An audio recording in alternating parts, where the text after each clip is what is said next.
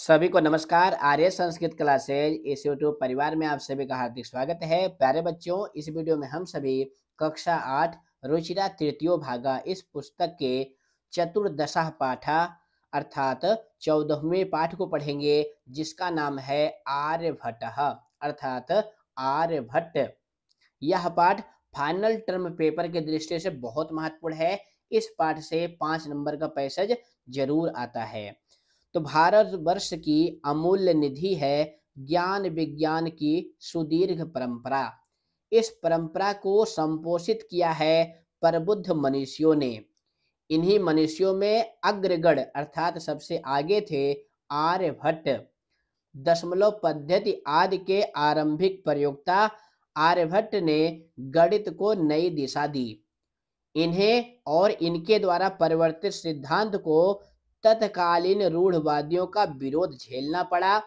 वस्तुतः गणित को विज्ञान बनाने वाले, गणितीय गणना पद्धति के द्वारा आकाशीय पिंडों की गति का परिवर्तन करने वाले ये प्रथम आचार्य थे। कौन? आर्यभट्ट। आर्यभट्ट के इसी विद्वत्ता का उद्घाटन प्रस्तुत पाठ में किया गया है। अर्थात इस पाठ में हम सभी आर्यभट्ट के विषय में पढ़ेंगे। तो पूर्व दिशायाम उदेति सूर्यः। सूर्यः पूर्व दिशायाम उदेति अर्थात सूर्य जो है पूर्व दिशा में निकलता है। पश्चिम दिशायाम चा और पश्चिम दिशा में अस्तम गच्छति अस्त होता है। इति दृश्यते ही लोके। लोके मतलब संसार में ऐसा दिखाई देता है। परम परंतु न अनेन अवबोध्यम अस्ति। अवबोध्यम अस्ति इससे यह नहीं समझा जा सकता कि यत सूर्यो गतिशील इत कि सूर्य जो है गतिशील है। सूर्यो अचलः सूर्य स्थिर है। पृथ्वी चा चला और पृथ्वी गतिमान है। या स्वकीय अच्छे घूर्णति जो अपने धुरी पर, अच्छे मतलब क्या होता है, अपनी धुरी पर घूमती है। इत सांप्रतम सुस्थापितः सिद्धांतः जो इस समय अच्छी तरह से स्थापित किया गया सिद्धांत है। कौन सा सिद्धांत? कि पृथ्वी जो है गतिशील है और सूर्य जो है स्थिर है।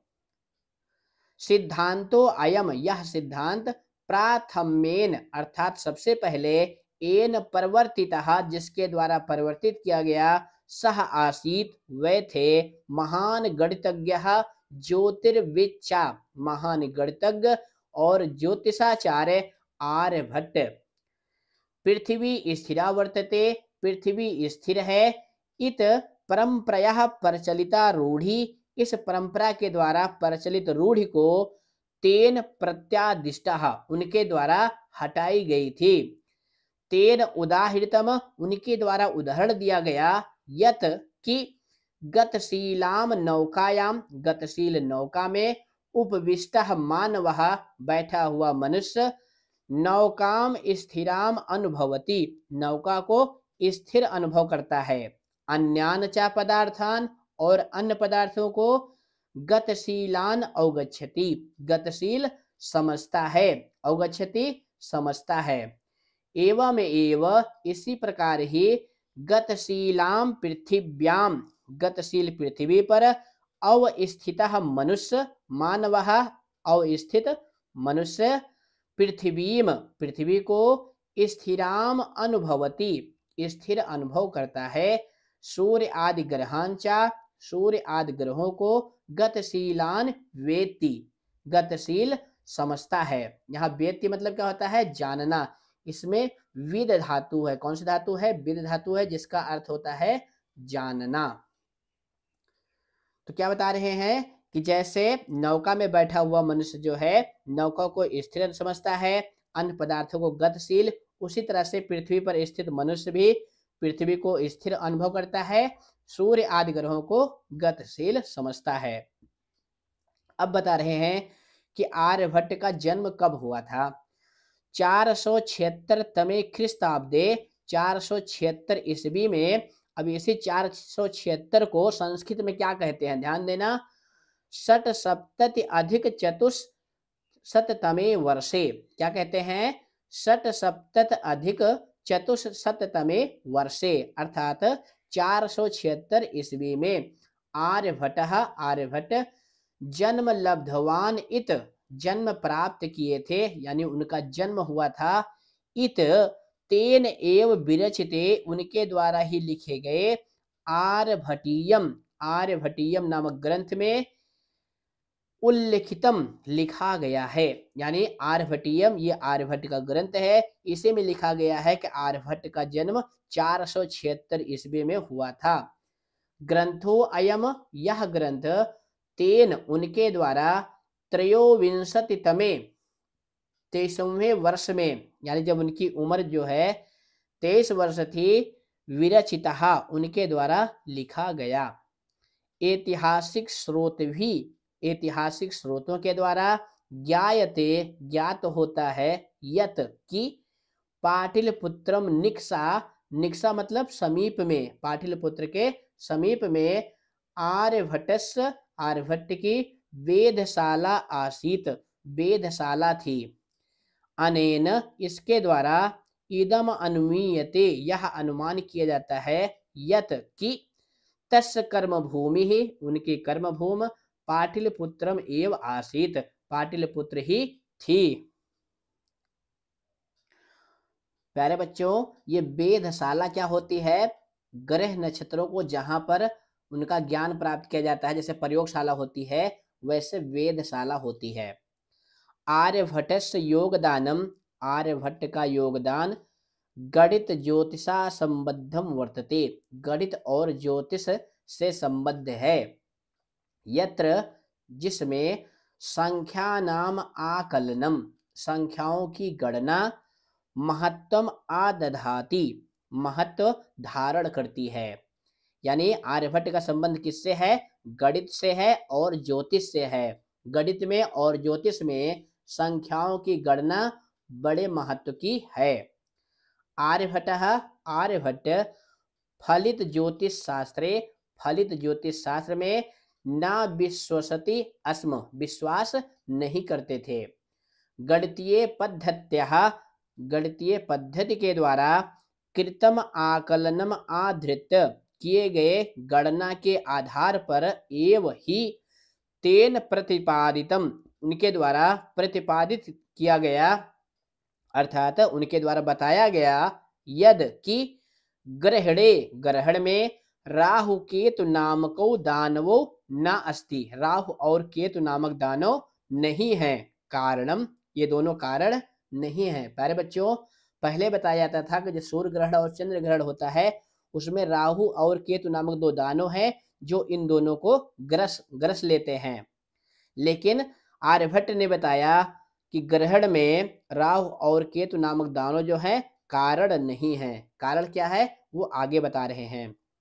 तत्र तो वहां तो यानी ग्रहण में सूर्य चंद्र पृथ्वी इत त्रीणी एव कारणानि, यानी ग्रहण में सूर्य चंद्र और पृथ्वी यही तीन कारण हैं।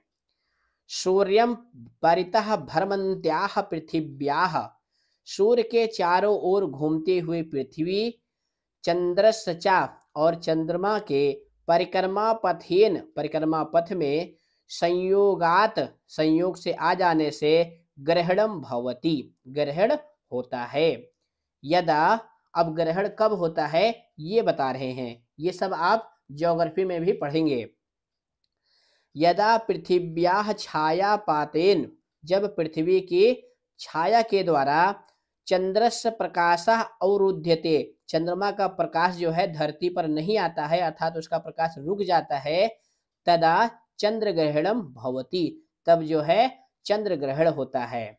तथैव उसी प्रकार पृथ्वी सूर्योः मध्ये पृथ्वी और सूर्य के बीच में समागतस्य चंद्रस्य चंद्रमा के आ जाने पर छायापातेन उसकी छाया के द्वारा सूर्य ग्रहणम दृश्यते सूर्य ग्रहण देखा जाता है। फिर से समझिए, कब होता है चंद्र ग्रहण और कब होता है सूर्य ग्रहण।